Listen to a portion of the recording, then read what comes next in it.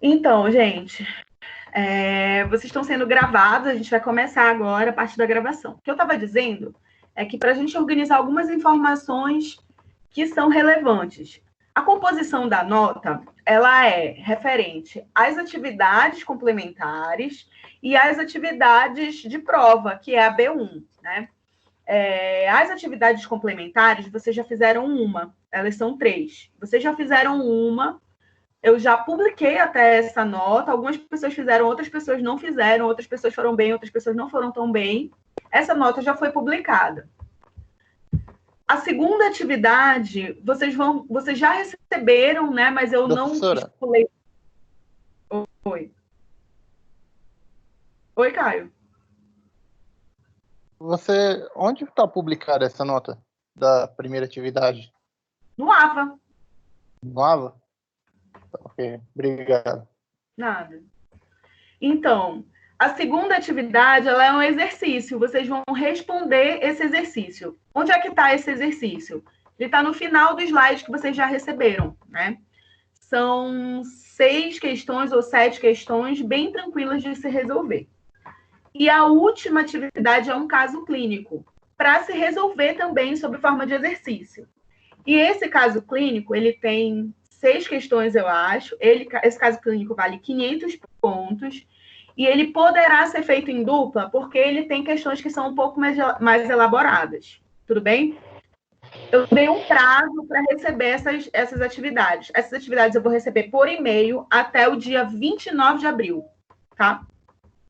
Então, de novo, as atividades complementares, elas totalizam 1.000 pontos. Então, são 3 atividades. A primeira, vocês já fizeram. A primeira era a elaboração do caso benigno da mama. Essa atividade já foi postada. A segunda e a terceira, elas vão ser entregues juntas até o dia 29 de abril. A segunda atividade é um exercício que está no final do slide. E a terceira atividade é a resolução de um caso clínico. Essa resolução do caso clínico, o caso clínico foi enviado para vocês também. Ele está nos grupos do WhatsApp. Quem tiver qualquer dificuldade, fale no grupo. De novo, fale no grupo. Eu não estou respondendo ninguém individualmente. Quem tiver qualquer dificuldade em relação ao caso, não conseguir fazer uma dupla. Não é possível, porque essa turma é um número par. Então, todo mundo vai ter uma dupla.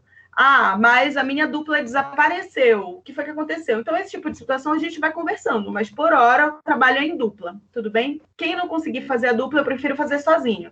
Me avise e aí a gente vai conversando, tá bom? A aula de hoje, a gente vai falar sobre técnicas, então é uma aula muito tranquila, muito rápida, especialmente porque a parte de técnicas é muito difícil fazer sem estar com vocês, mas eu improvisei uma mama aqui, não sei se vocês conseguem ver. Vocês conseguem perceber que isso aqui é a tentativa de que seja uma mama? E a gente vai, olha aqui, e a gente vai fingindo posicionamentos com essa mama improvisada aqui. Alguma dúvida? Alguma dúvida? Não, tranquilo. Até o momento, não. Tá bom. Vamos lá, então, iniciar a nossa apresentação.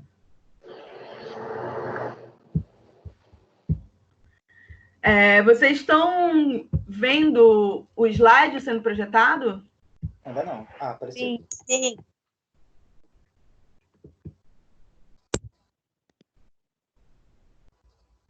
Na aula passada, acho que a gente parou mais ou menos aqui. Não foi isso aqui? Isso. Vou voltar nisso aqui, porque talvez tenha gente que não tenha assistido, teve algum problema, sei lá, qualquer coisa. Então, a gente vai fazer o seguinte, quando a gente está falando de mamografia, tem um microfone dando eco aí, gente. Tem que desligar o microfone, senão fica no eco. Então, quando a gente fala de mamografia, a gente fala de um exame de raio-x. O exame de raio-x, especialmente dos raios-x computacionais, eles envolvem a gente fazer uma análise bidimensional, né? A gente precisa de análise de 2 ângulos diferentes. Então, o primeiro ângulo que a gente vai encontrar para o exame de mamografia é a incidência crânio-caudal. E a segunda incidência de um outro ângulo que a gente vai realizar a técnica de mamografia é a média lateral oblíqua, né? O pessoal chama ela de MLO também, como uma ramificação do nome em sigla.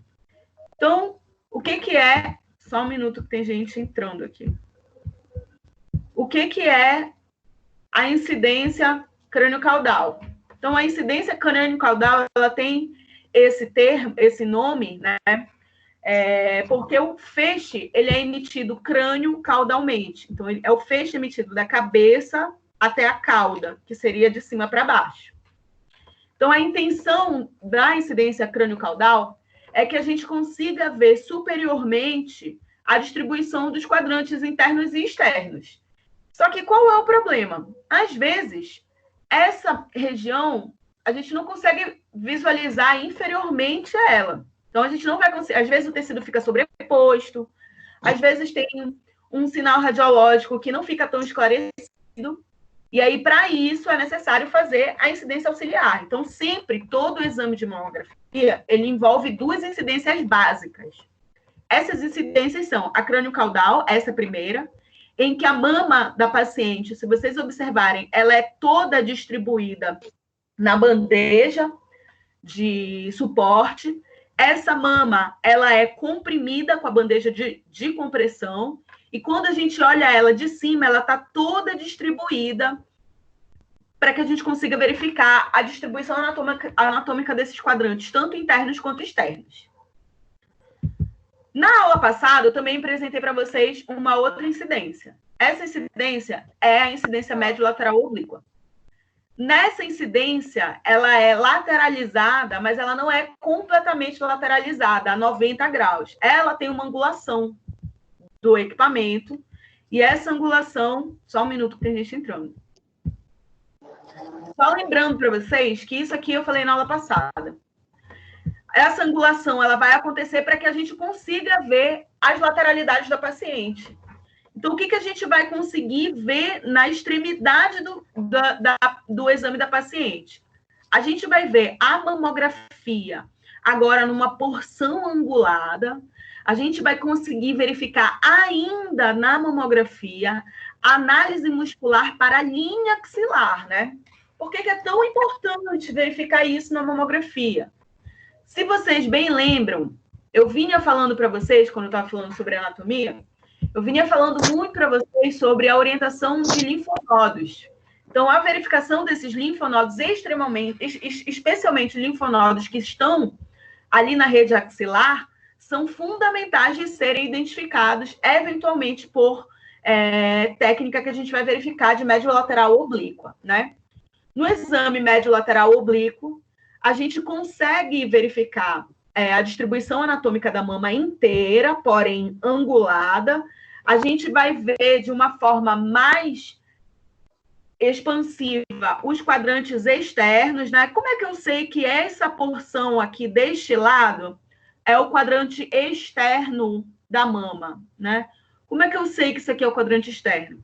Porque o que está acompanhando o quadrante externo? Musculatura.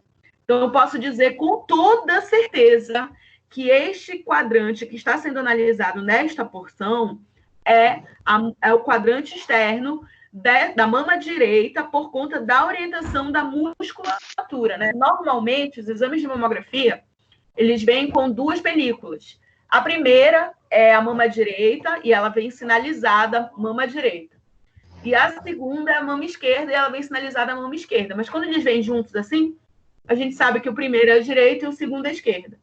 E eu sei que esta porção aqui é o quadrante externo da mama direita, por conta da orientação muscular. Aí a gente vai ver o seguinte, que e muitas vezes não é realizado somente uma incidência padrão, né? As incidências de rotina. Então, às vezes, são necessários fazerem incidências complementares que, obviamente, complementem aquele exame. Então, a gente vai ver isso, né? De repente, a incidência tradicional, ela gerou uma suspeita, a imagem não ficou muito clara, ou pior, a mama da mulher é muito volumosa, ela não cabe na bandeja de compressão. Então, e agora? Como é que eu faço?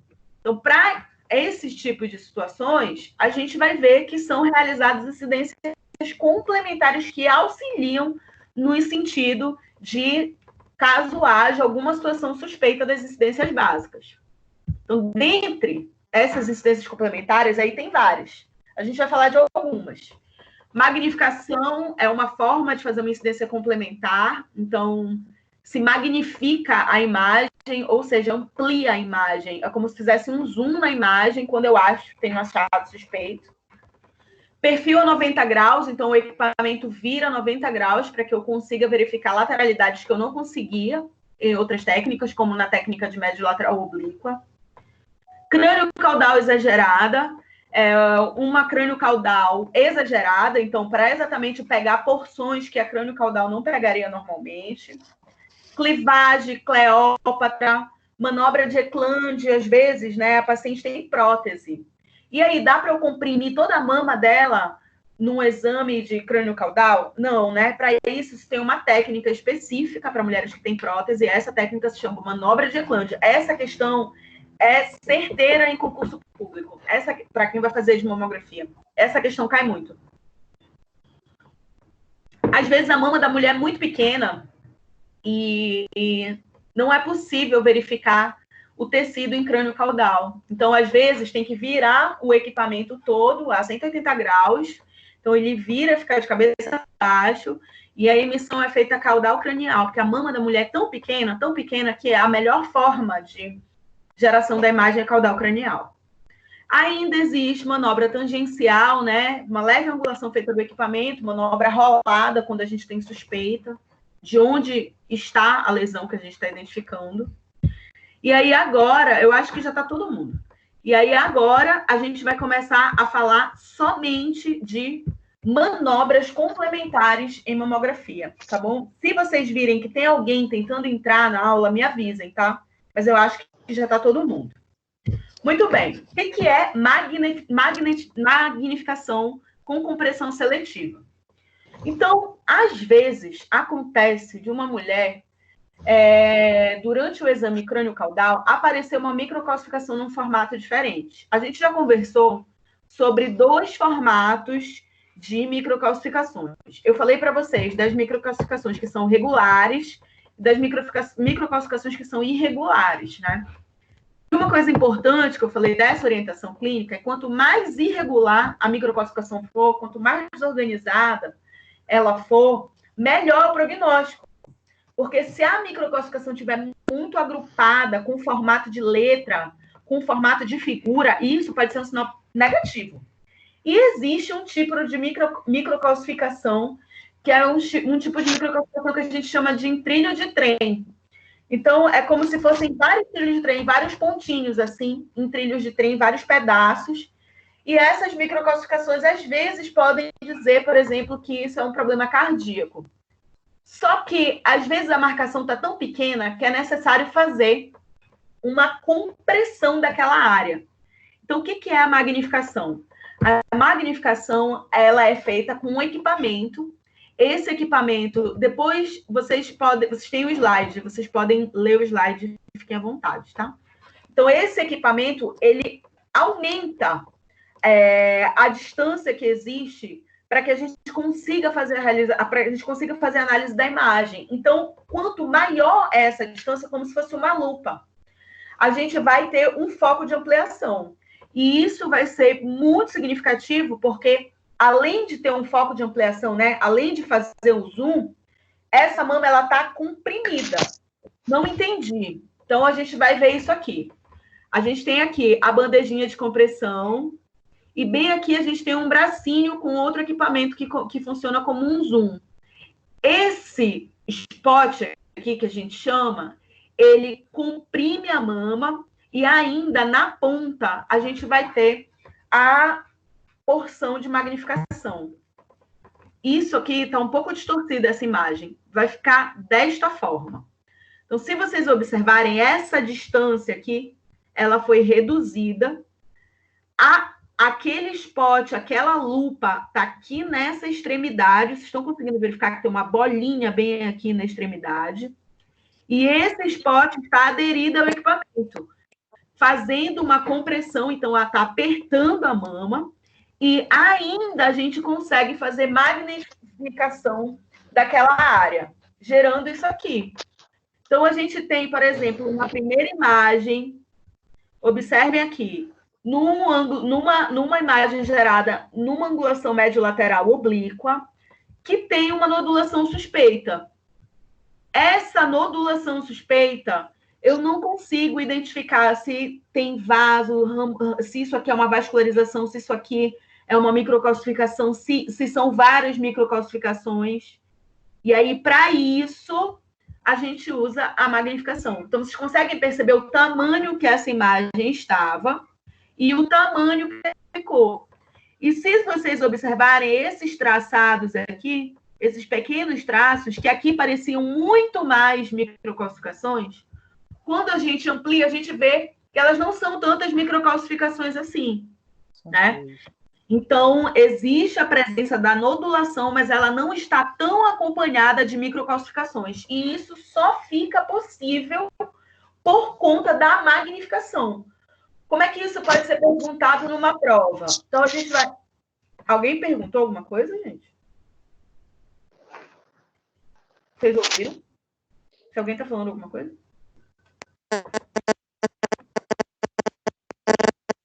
Alô? Vocês estão me ouvindo, gente? Sim. Tá. Vocês estão entendendo? Sim. Sim. Ótimo, então. Então, isso só foi possível por conta da magnificação. Como é que isso pode ser perguntado numa prova? Numa prova pode vir assim. Uma paciente apresentou um achado radiológico não esclarecido por conta da técnica. O achado radiológico não estava evidente as especificações por conta do tamanho do achado e eram necessárias técnicas complementares que expandissem essa lesão. Qual seria a técnica adequada? Manobra de Eklund seria uma técnica adequada, por exemplo? Manobra para quem tem prótese de silicone? Não. Manobra rolada seria adequada quando eu não sei onde é que está a lesão? Não. Magnificação com compressão para aumentar a área? Sim, essa seria uma boa opção nesse caso, né? A compressão, ela ajuda nesse sentido, né? Então, a gente espalha a mama, ela pega a mama, né? Espalha a mama e diminui o efeito de soma. O efeito de soma é aquele monte de tecido sobreposto. Então, eu acho que eu cheguei a falar isso para vocês, vou voltar aqui para vocês.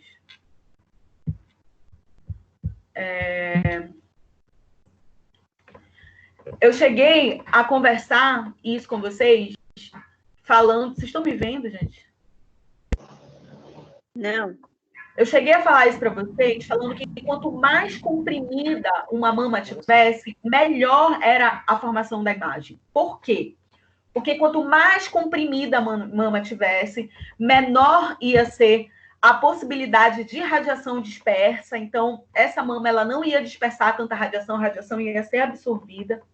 Ainda, quanto mais densa essa mama tivesse, quanto mais comprimida ela tivesse, a gente ia ter uma menor sobreposição de tecido. Então, o tecido ele ia estar todo concentrado, de forma que ele não ia ficar sobreposto, não gerando esse efeito que a gente chama de efeito de soma, né? E a compressão seletiva é exatamente daquela área, quando a gente usa aquele spot, né? Quando a gente usa aquela lupa de magnificação, ela garante exatamente isso. Ela vai garantir que a área ela vai ser aumentada e ainda ela vai estar tão bem comprimida naquela região que a gente não vai ter nenhuma possibilidade, a não ser que não esteja bem comprimido. Mas se ela estiver bem comprimida, não vai ter nenhuma possibilidade de que haja sobreposição do tecido, né? Vou voltar para a apresentação.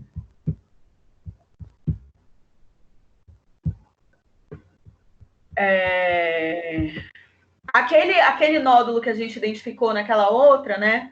Era um nódulozinho benigno, compatível com fibroadenoma. Eu quero verificar como é que é o contorno daquela região. Então, eu faço a compressão localizada com esse spot, né?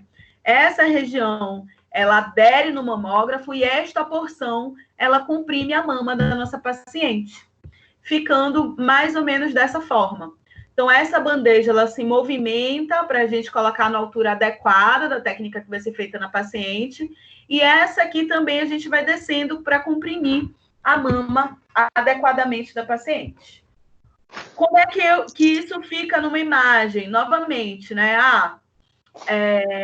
Eu não consigo identificar se essa variação de densidade desta porção aqui realmente ela é igual à região lateralizada. Então, será que essa lesão aqui é uma lesão ou será que é uma movimentação da mama? A mama não está bem posicionada. A mamografia tem muito disso, né? Como é um tecido muito fibrogranular, então, e fibra adiposo, às vezes uma bolota de gordura fica posicionada de uma forma que faz com que a imagem não seja gerada adequadamente, mas quando a gente vai e comprime direitinho, olha só, a densidade ela se torna totalmente simétrica. A gente consegue verificar o que é tecido fibrótico e consegue verificar o que é gordura a partir das variações de densidade. Aí, olha só, era um nódulo? Não era, né? Alguém está vendo uma formação nodular que regular como estava aqui? Não tem. Então, olha, com a compressão localizada, aquela dúvida, ela foi tirada e aí eu consigo dar andamento, né? No exame da paciente. Tudo bem? Olá. Aí a gente vai falar... Oi? Alguém quer falar? Eu, a Michele. Me tira uma dúvida. Essa lupa, no caso, ela só é utilizada se tiver alguma dúvida no exame, é isso? Isso, só. Isso mesmo. Tá. Mas aí, no caso, é prescrito pelo médico ou não? Pelo médico. Aí tem muita tecnóloga que já tem muita intimidade, sabe, com o médico. Tem muita tecnóloga que já trabalha na casa há muito tempo, tem intimidade com o médico. E aí ela tem o olho clínico, entendeu? Quando ela percebe que tem, isso aqui é um fibroadenoma. Ela percebe que tem, aí ela, peraí, que eu quero ver o contorno dele. Aí ela faz sem autorização médica. Mas aí é muito do acordo da casa, né? É muito do acordo, do diálogo, da relação. Mas eu já vi tecnóloga tomar a frente, tomar partido e, eu vou fazer. Entendi. Tá bom, obrigada, Laís. Tá bom? Mais alguma dúvida? Laís? Tem alguém tentando entrar. Tem gente... Opa, foi mal. Meu Deus, tem 3 pessoas. Tá. Bem, muito bem. Crânio caudal exagerada. Então, o que é crânio caudal exagerada? Crânio caudal exagerada é a crânio caudal, só que aumentada. Por que eu vou fazer uma incidência crânio caudal exagerada no paciente? Às vezes, a mama da paciente é muito volumosa. E aí a gente não consegue verificar os quadrantes externos da paciente, os quadrantes lateralizados no exame de crânio caudal. E aí, para isso, às vezes, a gente tem que fazer uma outra técnica. E essa técnica se chama crânio caudal exagerado. Então, na crânio caudal exagerada, a gente vai virar um pouco mais a paciente. Não existe uma angulação da técnica. A gente vai virar um pouco a paciente para que os quadrantes laterais eles consigam entrar na bandeja. E aí, possivelmente, se houver necessidade, vai haver uma angulação de 5 graus no tubo só pela movimentação dela. Mas, às vezes, isso não é totalmente necessário. Às vezes, só pela movimentação da paciente, a emissão crânio-caudal já é suficiente. Vou voltar aqui para vocês para mostrar naquele exemplo da mama que eu inventei aqui. Então, vamos lá. Professor, esses 5 graus... Oi? Esses 5 graus seriam só para deixar o raio perpendicular à mama? Não, perpendicular não. Eu digo assim, em relação ao... É só para garantir que a extremidade da mama, essa porção lateral aqui, ela vá receber o feixe de radiação. Mas ele não fica perpendicular, né? Se ele ficasse perpendicular, a angulação era quanto? 0,1. Então, o que acontece? A mama da mulher é extremamente volumosa.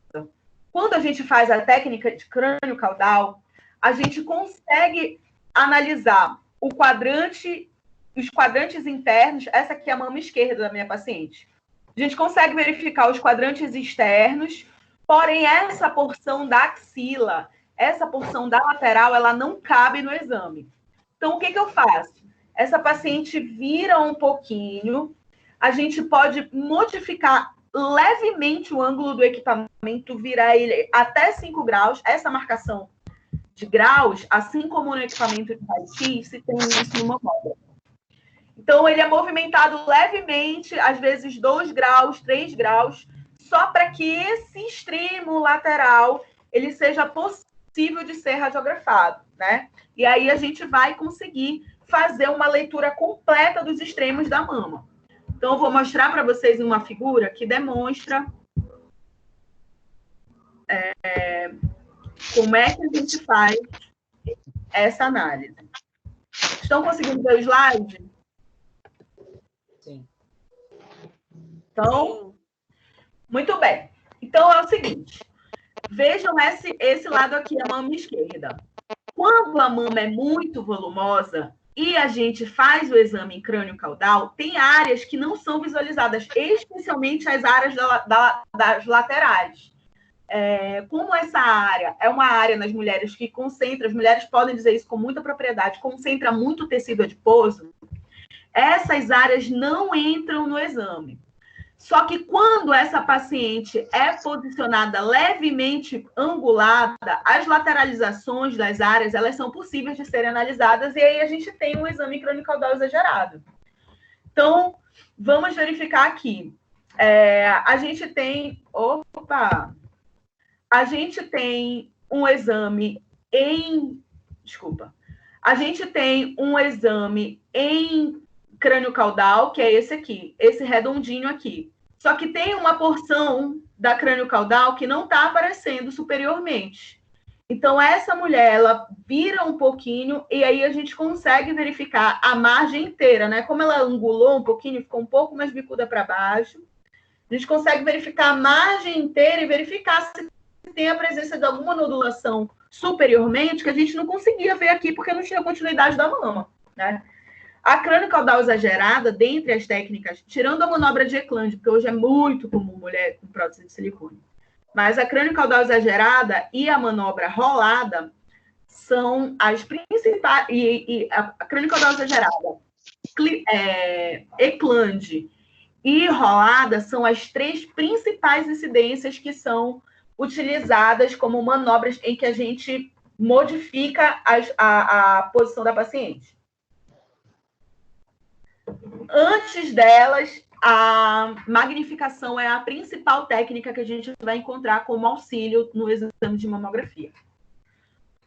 O que é a manobra de clivagem? Então, na manobra de clivagem, a gente tem a intenção de verificar quadrantes internos da mama. Então, a gente pensa assim, se a crânio-caudal exagerada é especialmente para verificar os quadrantes externos laterais, a manobra de clivagem é para a gente verificar os quadrantes internos. Também é feita na posição crânio-caudal, só que neste momento as 2 mamas são colocadas no book de realização. Então, eu vou voltar aqui para vocês para fazer a simulação de como é que isso seria feito. Vocês estão me vendo? Estão me vendo? Ainda não. Não? Sim. Agora sim. Agora sim. Já, Caio. Entrou a imagem, gente? Eu tô vendo. Sim. Pra mim. Tá. Então, a gente tem o book de realização, certo? Especialmente pacientes que são muito magrinhas, o tecido que fica na região anterior ao externo, né, que tem uma porção de linfonodos muito significativas, não é possível de ser movimentado. Então, a gente vai pensar aqui. Aqui a gente colocou a mama esquerda da paciente e vai colocar a mama direita da paciente também. Então, as duas mamas vão ser radiografadas juntas, para que seja possível identificar a orientação da região que está próxima ao externo, o externo, esse osso aqui, levantando a mama, né? O que é o sulco inframamário? O sulco inframamário é aquela porção que fica caidinha a mama e fica um sulco embaixo. Então, se levanta esse sulco e coloca-se a mama, as duas mamas, em cima do buque, para que a gente possa radiografar os quadrantes internos dessa mama, né? Como é que isso fica apontado na imagem? Então, vamos voltar aqui para a imagem, vamos voltar para a apresentação. Então, na apresentação da imagem, se vocês observarem, a gente está aqui com os dois tecidos mamários, as duas mamas, analisando especialmente a mama direita da paciente, mas existe aqui, olha, a análise da porção que fica fronto-external, então essa porção que fica na frente do externo, para que a gente consiga verificar as regiões que são de quadrantes internos. Essa manobra aqui, ela é muito simples de ser usada mesmo, e é uma das manobras que as pessoas mais confundem na face da Terra. Não sei por quê. O que acontece? Às vezes a gente faz uma radiografia. Essa radiografia ela é feita em crânio caudal. E aí aparece uma nodulação, aparece um borramento, aparece uma microcalcificação, e eu não tenho certeza de onde ela está localizada, né? Por quê? Quando a mama está comprimida, os quadrantes internos, o quadrante super... Alguém falou? Alguém falou, gente? Não? Quando a mama está comprimida, os quadrantes internos, né, os quadrantes mediais, o superior fica em cima do inferior, e quando a mama está comprimida, os quadrantes laterais, o superior fica em cima do inferior. Então, às vezes, tem uma lesão no quadrante superior, só que como o quadrante está em cima do outro, eu não tenho certeza de onde é que ela está localizada, entenderam? Para esses momentos de incerteza de onde o achado suspeito pode estar localizada, a mama, ela é rolada. Então, ela é movimentada lateralmente ou medialmente para que a gente possa ter certeza de onde é aquele achado. Vou voltar aqui para vocês.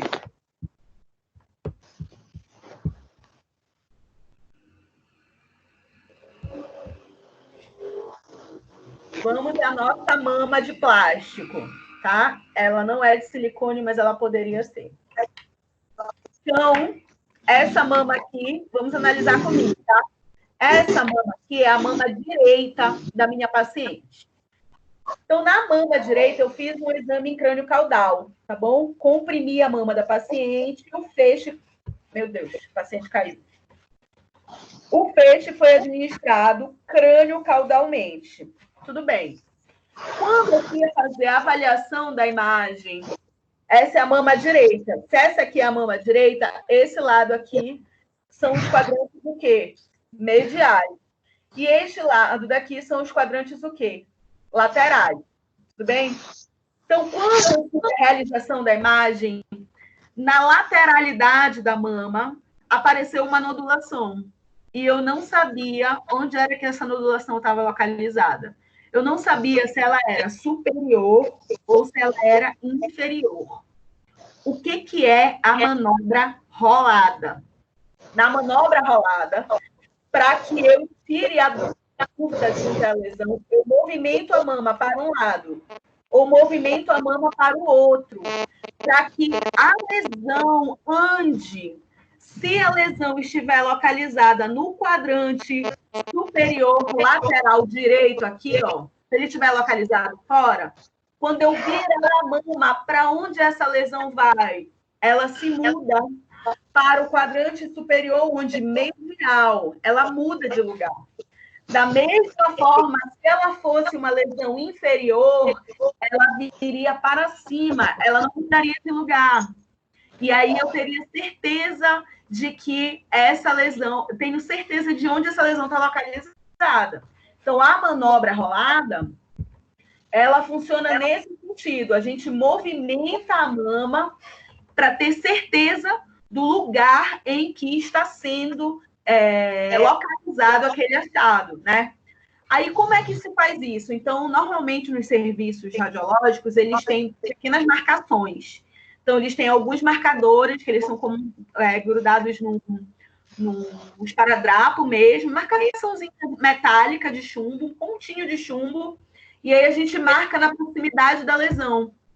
Quando a gente marca, movimentou, opa, o quadrante foi junto com o quadrante, opa, a lesão está localizada no quadrante lateral externo, ela está localizada no quadrante lateral interno, né? E aí, Professora, oi?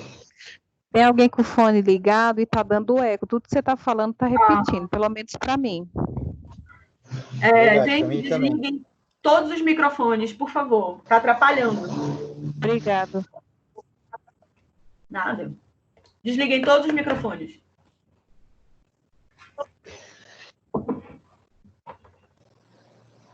Muito bem. Então, a manobra rolada, ela garante isso, então.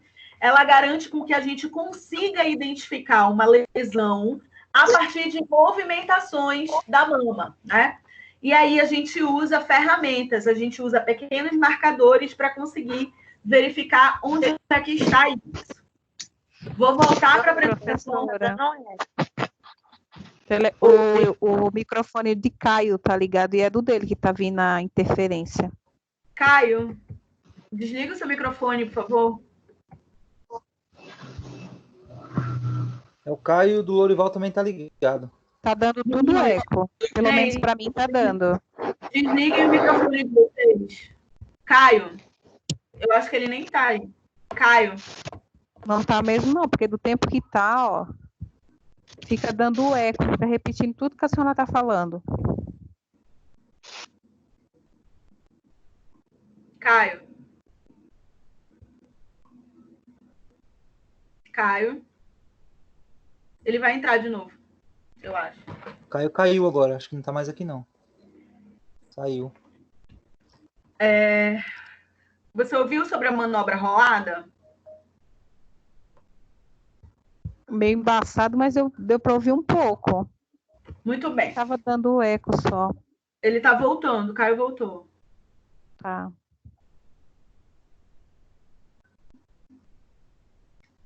Então, muito bem. Manobra rolada. Então, a manobra rolada ela é usada com uma finalidade. A finalidade é, eu preciso localizar uma lesão que eu não tenho certeza onde ela está. Então, a mama é movimentada internamente ou externamente. E aí ela é movimentada e novamente radiografada. Então, se houver movimentação da lesão, é porque realmente a lesão está localizada num outro quadrante que foi possível ser analisado a partir da imagem. Aí a gente vai voltar lá para o slide novamente. Então, professora. Oi. É o Rogério que está perguntando. Oi, Rogério. Me tira uma dúvida. Essa rolada que dá é a máquina que faz esse processo ou é o tecnólogo que tem que fazer? É a tecnóloga. Normalmente, nos serviços de mamografia no Brasil, quem faz é a tecnóloga mulher. Existe uma questão moralista muito séria, né? Com o corpo, Sim. Tudo. Então, quem movimenta é a tecnóloga. Então, a gente vai... Olha lá, olha aqui na figura.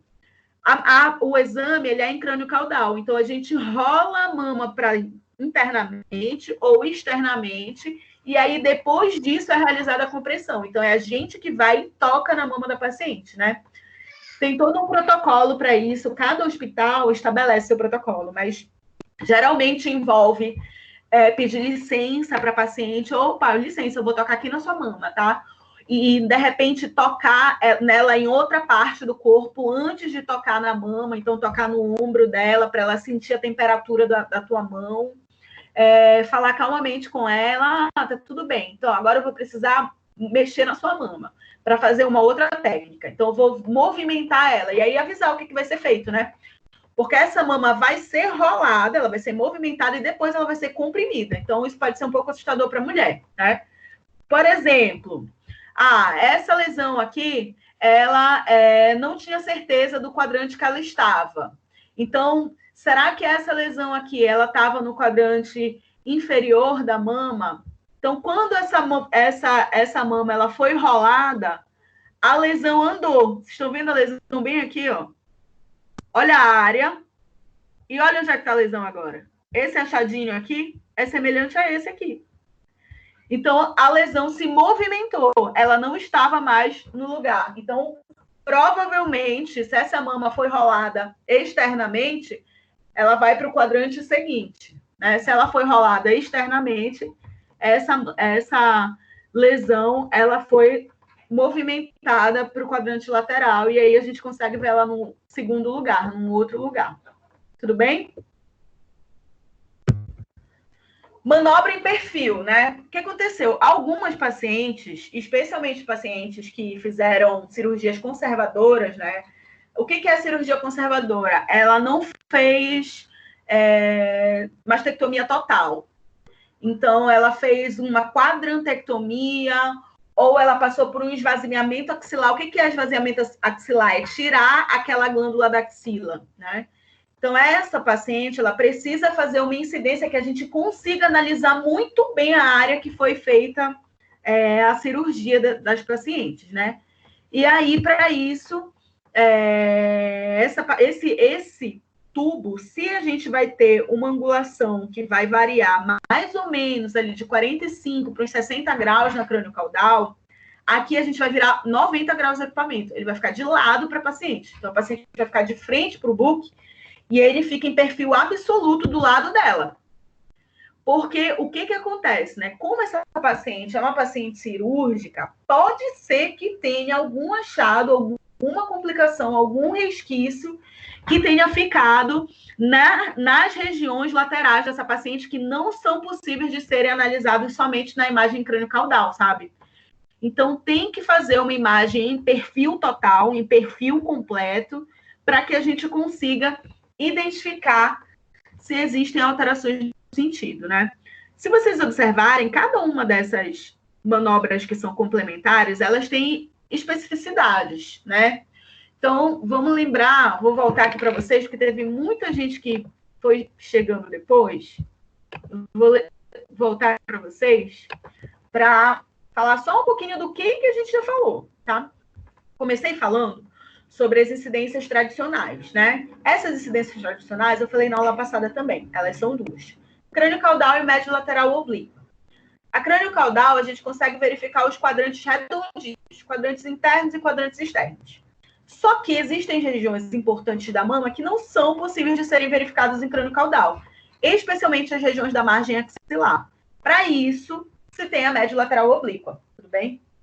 Aí eu falei de uma sequência de incidências complementares. As incidências complementares, elas têm uma finalidade. Qual é a finalidade? A crânio-caudal e a médio lateral oblíqua não me responderam o borramento, não me responderam uma microcalcificação, não me responderam, não ficou claro. Então, eu preciso de uma incidência complementar. As incidências complementares são várias. Nós já falamos, a primeira e a principal de todas, que a gente vai encontrar com muita frequência nos exames de mamografia, são as magnificações de compressão. Então, se faz uma compressão e uma ampliação da imagem, né? Às vezes eu quero ver o contorno da lesão, às vezes eu quero ver o formato da microcalcificação dentro da lesão.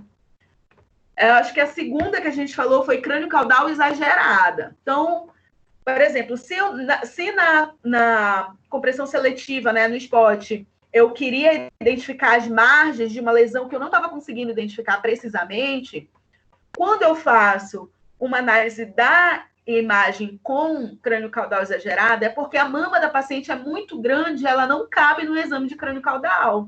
E aí, eu preciso fazer um exame que consiga pegar regiões da mama que não estão cabendo no exame. Essa técnica é crânio-caudal exagerada. Aí eu acho que a gente falou de clivagem, não foi? Que é quando a gente precisa fazer análise de quadrantes internos da mama, né? Especialmente por conta da orientação linfonoidal dessa rede paraesternal aqui. Então, essa região que fica às proximidades do externo, a gente precisa analisar e faz isso a partir de manobra de clivagem. Acho que a gente falou também, não lembro quais foram as outras. Manobra rolada, né? A manobra rolada, ela acontece porque a gente precisa identificar onde está uma determinada lesão, né? Onde ela está localizada. Será que ela está no quadrante superior ou no quadrante inferior? Como a gente faz isso? Movimentando a mama da paciente internamente e externamente e radiografando novamente aquela mama para a gente ter certeza daquele lugar. Ainda eu falei sobre agora, que já tinham 30 pessoas, sobre a manobra de perfil, né? Quem é o perfil de paciente que faz essa manobra? São pacientes que fizeram cirurgias que envolvem a retirada de quadrantes ou esvaziamento axilar, né? Cirurgias conservadoras para câncer. E essas pacientes, em acompanhamento, né, como elas já tiveram um diagnóstico de BIRAD6, elas precisam fazer, às vezes, semestralmente, exames de mamografia. E uma das técnicas que é solicitada é a técnica de perfil, que como o equipamento ele vira todo a 90 graus, ele fica na lateralidade da paciente. Então, a mama da paciente, ela é radiografada num perfil completo, né? Se na médio lateral oblíqua a gente tem um ângulo de 60 graus e a gente vai ver mais ou menos a mama assim, quando a gente faz o perfil completo, a mama está totalmente lateralizada. E aí a gente vai conseguir verificar margens da lateral e da axila da paciente que não seriam possíveis de serem identificadas só na técnica de médio lateral oblíquo. Vamos lá. Bem, ainda a gente vai falar sobre a manobra de Cleópatra. A manobra de Cleópatra, as pessoas dizem que ela não é mais tão utilizada. Isso eu não considero totalmente verdade, porque foi uma manobra que foi muito solicitada, porque ela tem uma forma de realização diferente das outras, né? Porque nas outras a gente sempre movimenta a mama da paciente. Então, a paciente sempre fica numa posição ereta e a gente movimenta a mama da paciente. Só que quando a gente está falando da manobra de Cleópatra, além de fazer as movimentações da mama da paciente, a paciente também vai ficar voltada, inclinada para o book do equipamento. E aí, o posicionamento ele é semelhante ao posicionamento de crânio caudal. Laís, não estou te ouvindo. Não estou ouvindo? Vocês estão ouvindo, gente? Alô? Eu estou ouvindo. Normal. Também tá normal. Eu também estou ouvindo normal. Eu estou ouvindo. Quem é que não está me ouvindo? Aline, é você? Aline, está ouvindo? Alguém falou que não estava ouvindo? Eu estou ouvindo. Alguém falou, mas eu estou ouvindo, Pro. Ah, tá. Ok. Então, na manobra de Cleópatra, eu vou voltar aqui para vocês para facilitar. E agora? Tá me vendo? Estão me vendo? Sim, eu estou vendo. Então, na manobra de Cleópatra, a realização da imagem ela é uma realização de imagem crânio-caudal, né? Ou seja, o feixe ele é reto. O equipamento pode ser levemente angulado a 5 graus, mas isso é absolutamente pouco significativo. Mas o que a gente vai encontrar é que, além da angulação da paciente, de repente, fazer pequenos movimentos da paciente, a paciente se projeta no book do equipamento. E por ela auxiliar durante o exame, isso simularia a posição de Cleópatra. Você lembra da posição da Cleópatra deitada no divã? Assim? Você lembra dessa posição? Laís, eu não estou vendo nada. Alguém está vendo aí? Slide? Não, vi. não é o slide. Eu que estou aparecendo agora. Eu que estou Também não tô te vendo. Alguém mais não está me vendo? Tô vendo normal. Normal também. Só muda quando alguém Agora fala, né? ficou baixo. Quem é que está falando? Acho que é a Michelle, né? Michele? Oi, Será que se você sair e voltar não facilita? vou tentar, tá bom? Será que não é um erro? Eu vou segurar aqui enquanto tu sai e volta.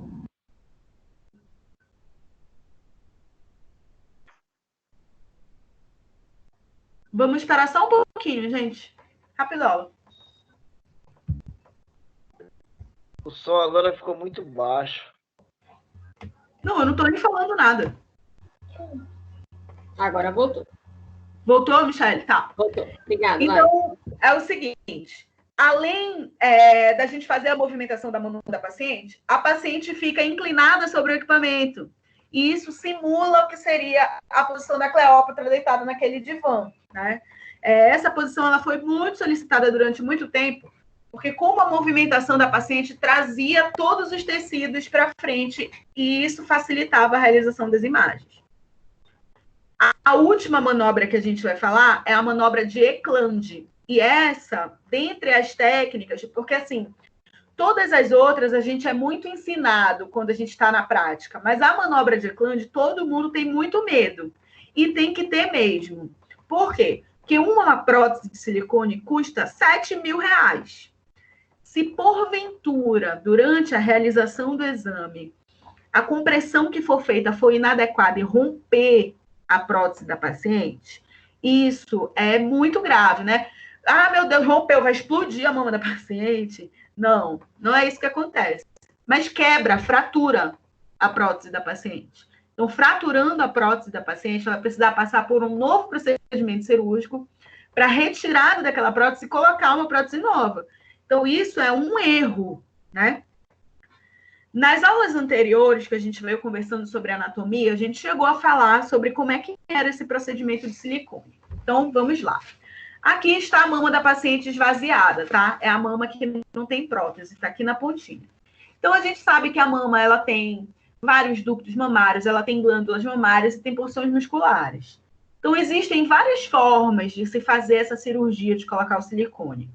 Mas a principal forma é colocar essa prótese bem aqui na frente do músculo da paciente, porque isso torna essa mama mais naturalzinha. Então, o tecido glandular e o tecido fibrótico, ele fica misturado na frente da bolota, que é uma bolota de prótese. Então, o tecido fica misturadão e aí a gente tem a ideia de volume. Só que o tecido da mama, ele não está grudado na prótese, ele está misturado na prótese. Então, significa que se a gente puxar esse tecido da mama, ele se desloca, ele se solta da prótese. Ele não está pregado. A prótese, ela não foi feita uma sutura nela. A prótese, ela, olha, se movimenta, ela é fluida. A gente pula, a prótese pula junto com a gente. Ela não está grudada, ela não está aderida em lugar nenhum. Se ela aderir, isso é ruim, isso é um problema. E precisa de cirurgia para tirar ela de lá, porque fibrosou. Então, ela é fluida. E quando a gente puxa o tecido da mama, ele vem e a prótese se separa dele. A manobra de Eklund consiste nisso. Consiste em fazer a realização da imagem no tecido mamário e deixar a prótese de fora. Então, para que isso aconteça, para que a gente realize a manobra de Eklund nas pacientes que têm prótese mamária, a orientação é pegar a mama da paciente delicadamente, mas com firmeza, puxar o tecido e empurrar a prótese para a parede da mama. Quando a gente puxa a prótese, a gente sente na paciente, quem tem silicone deve saber, a gente sente que o tecido é diferente do lugar que tem prótese e o lugar que é tecido. Puxando esse tecido, empurra-se a prótese contra a parede do tórax da paciente e comprime-se a porção que tem somente o tecido mamário. Então, a manobra de Eklund envolve isso. Envolve fazer mamografia somente num pedaço da mama que é o pedaço que vai ter tecido mamário, que vai ter glândula mamária, que vai ter ducto mamário. Tudo bem? Então, a manobra de Eklund, ela não é uma manobra que envolve compressão total da mama, isso precisa ficar muito claro para vocês. Não é a manobra que a gente vai avaliar idealmente todo o tecido, mas é a manobra que é realizada para mulheres que têm prótese, né? A compressão que é feita não é igual da mulher que não tem prótese, por conta do risco de romper com a prótese dessa mulher. Vou voltar aqui para vocês, para o slide, para a gente avaliar a manobra de Eklund. Está aparecendo para vocês, gente? Tá? Ainda não. Não? E agora? Agora sim. Agora sim. Ah, tá bom. Então, depois vocês leem isso aqui, mas a intenção da manobra de Eklund é isso, é fazer com que somente o tecido da mama apareça e não apareça a prótese. Então, a gente vai ver isso aqui. Opa! A gente vai comprimir a mama. Como é que se faz isso? A gente puxa essa porção da frente. Ah, meu Deus. Puxou a porção da frente e empurra esse implante mamário. Esse implante mamário é empurrado, ele entra em contato aqui com a parede do tórax e aí a gente vai conseguir fazer a compressão adequada da região, né?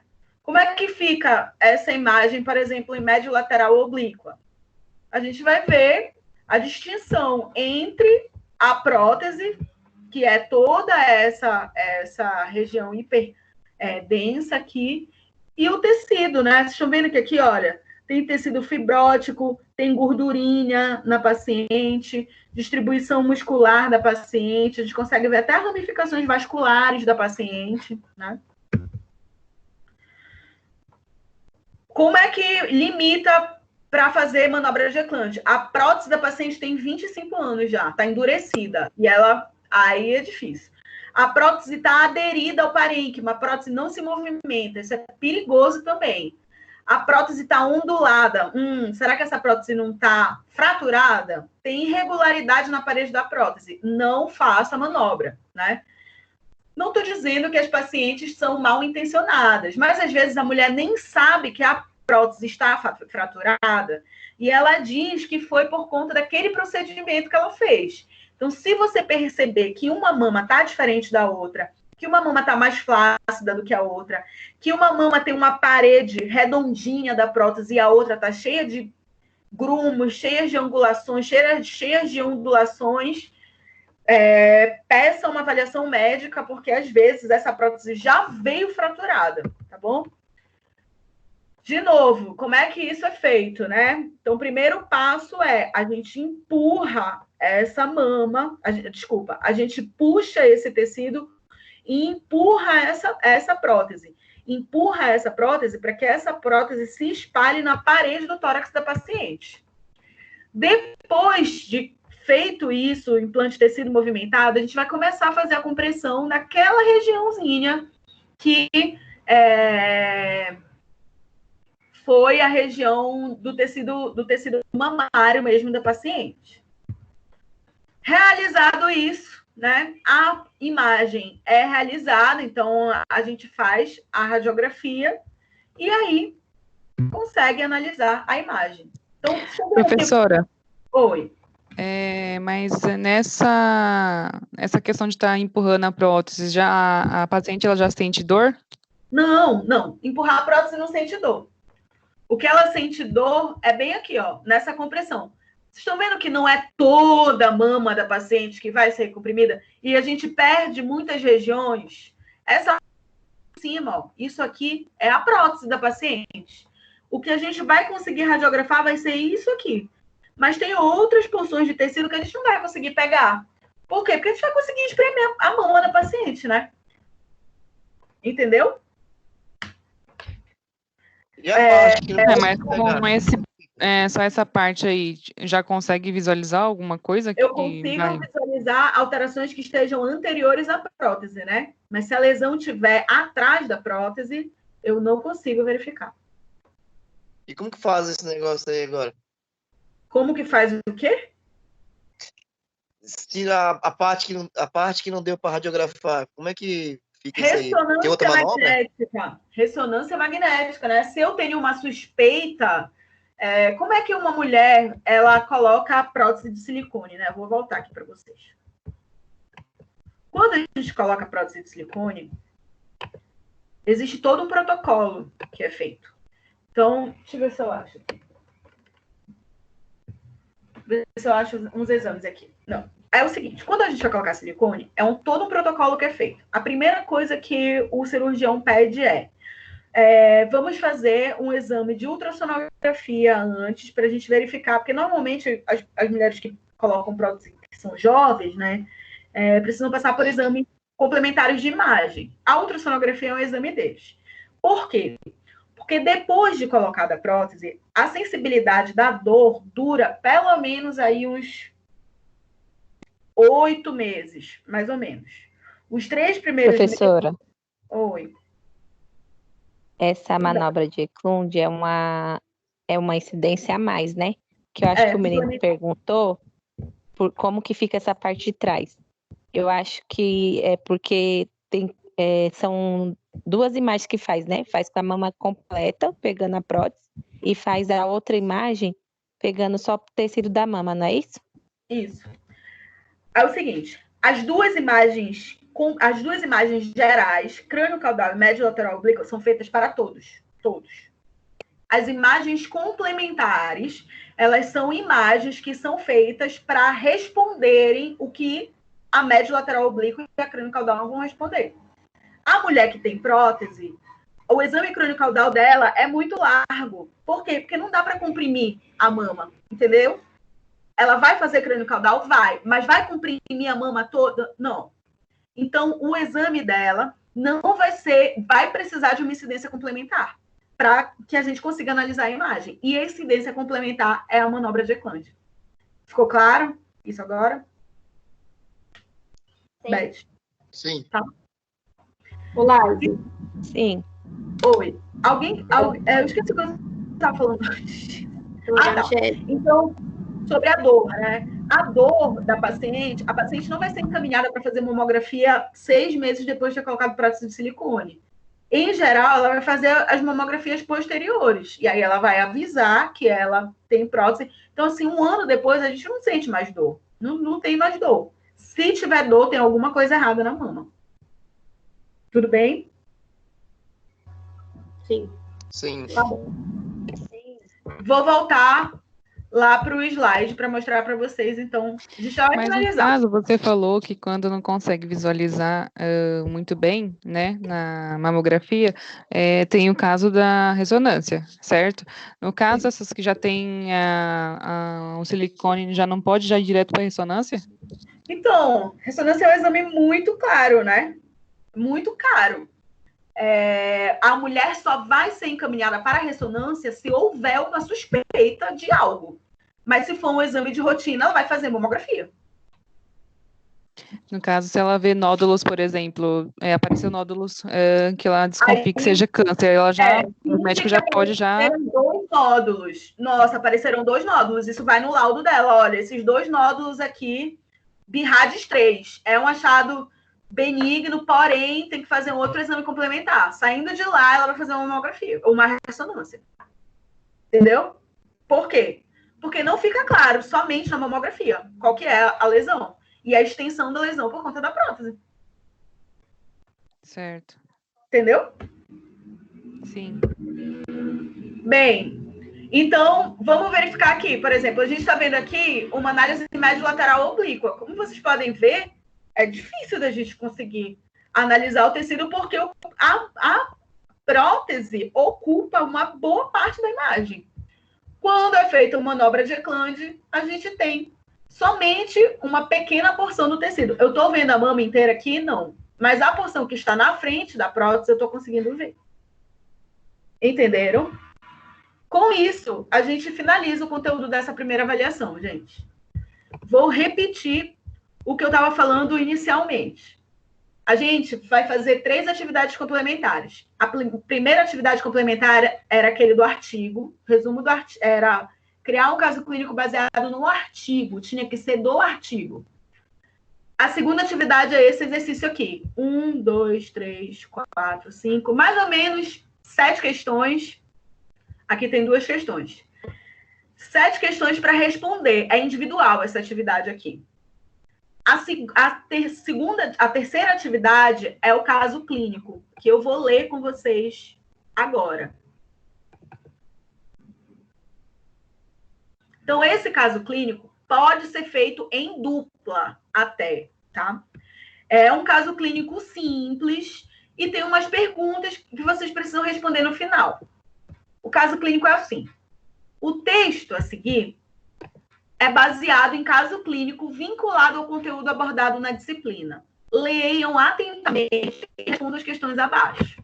O caso é: em um serviço de mamografia de São Paulo, a paciente JPR, de 45 anos, foi atendida para a realização de exame de rotina.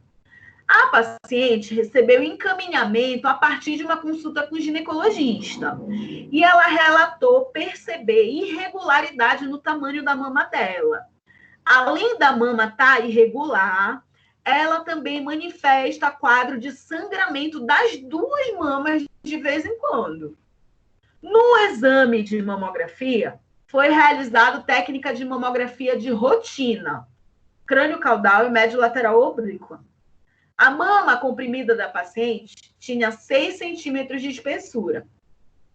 Após o exame, foi visualizado nódulo localizado retroalveolar, com margem e contorno evidente, e um grupo de microcalcificação desorganizada em formato de pipoca na região.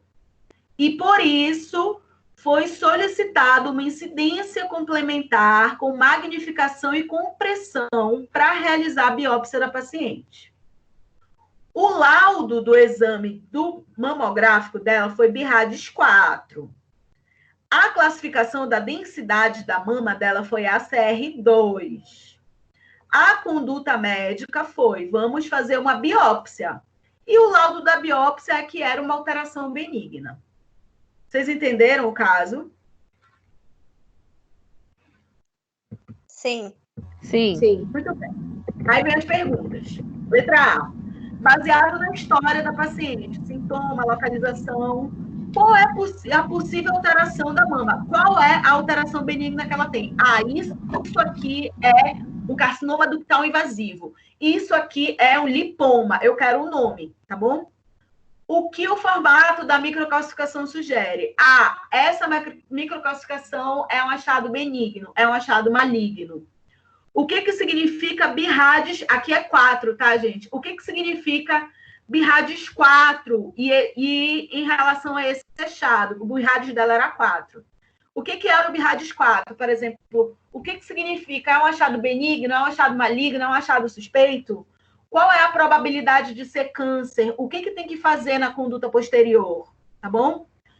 Qual é o significado de ACR2? É uma mama muito densa? É uma mama pouco densa? Quais são as diferenças entre os outros ACRs? Qual é a diferença de ACR1, do ACR10, do ACR50? Tá? É baseado na compressão da mama desta paciente aí. E os aspectos físicos do mamógrafo?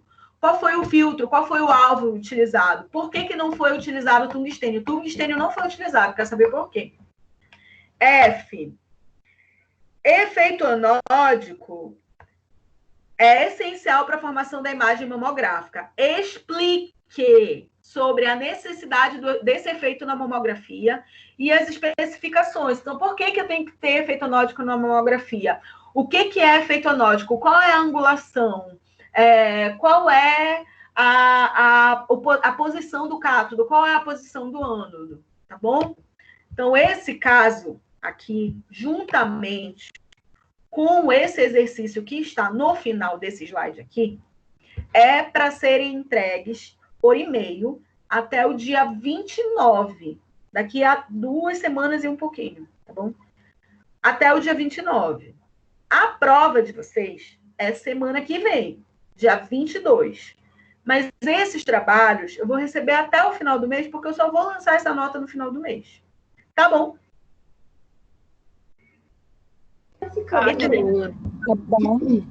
Esses exercícios... Aí, como é que é a prova de vocês? A prova de vocês é bem nesse roteiro também, bem nesse estilo também. Caso clínico, explique isso, marque a alternativa. A minha paciente foi uma paciente que fez esvaziamento axilar. Qual é que é a incidência complementar que eu vou fazer? Manobra rolada. Não, né?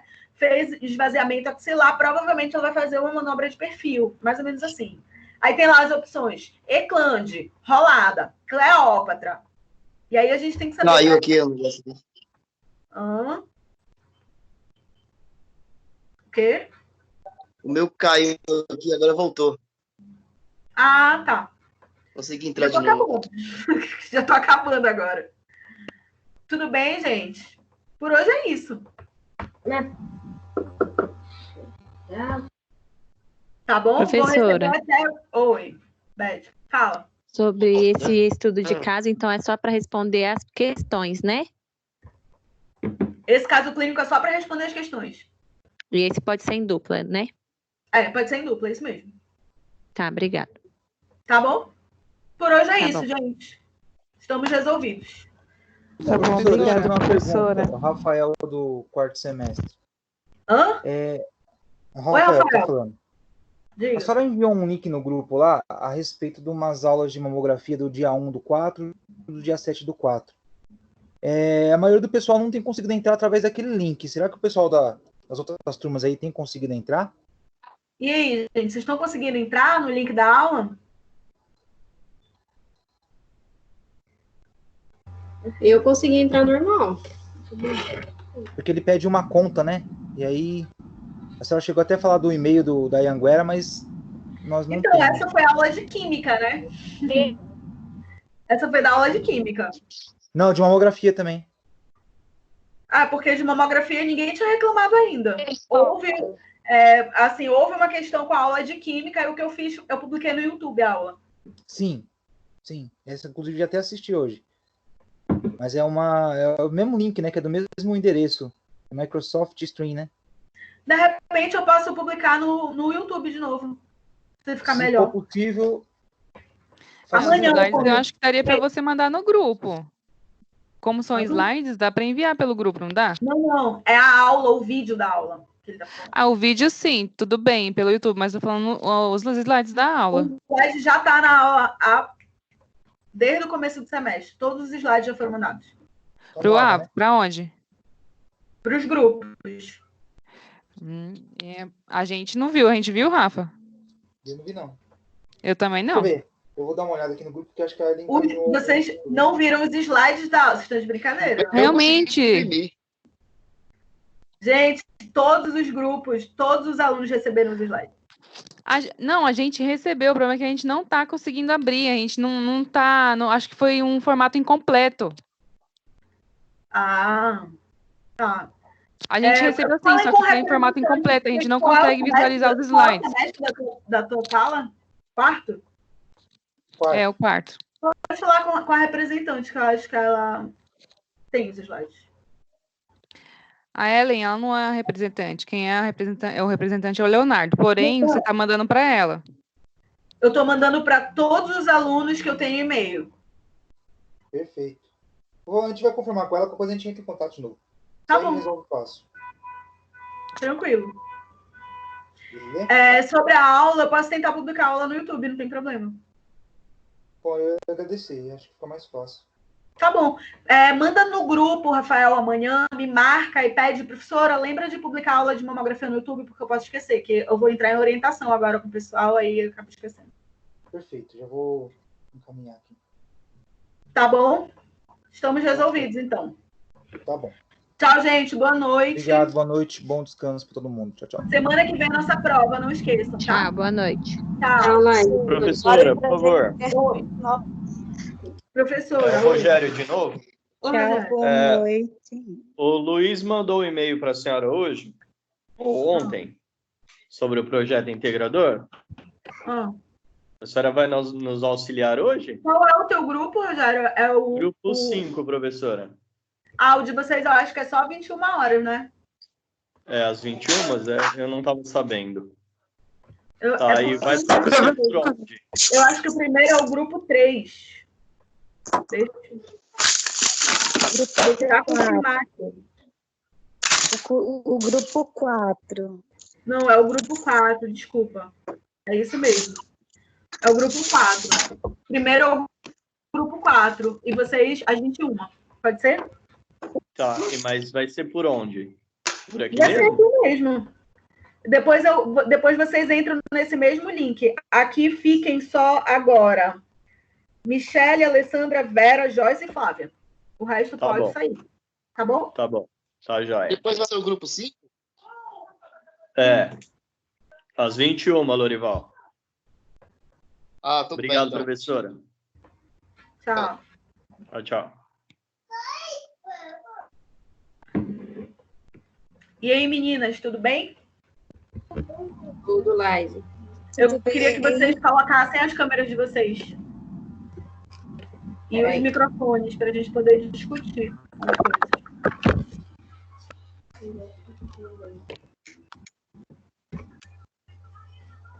Se eu me lembro, o tema de vocês é mama, não é? Isso.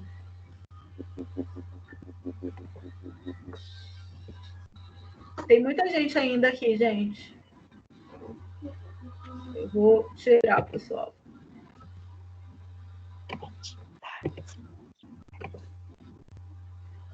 Quem é? Alessandra. Só ver.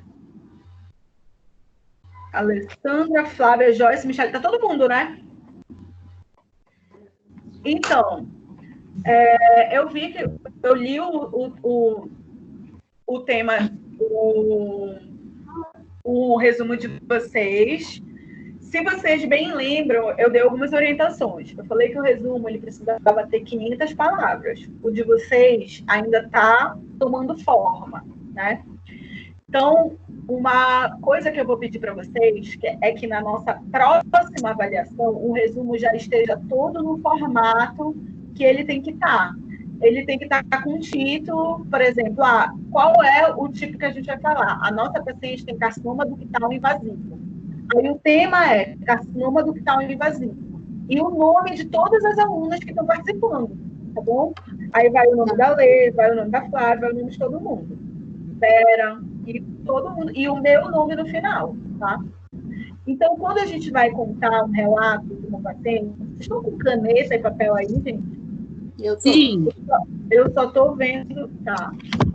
Deixa eu finalizar aqui. Eu esqueci de finalizar a gravação, gente.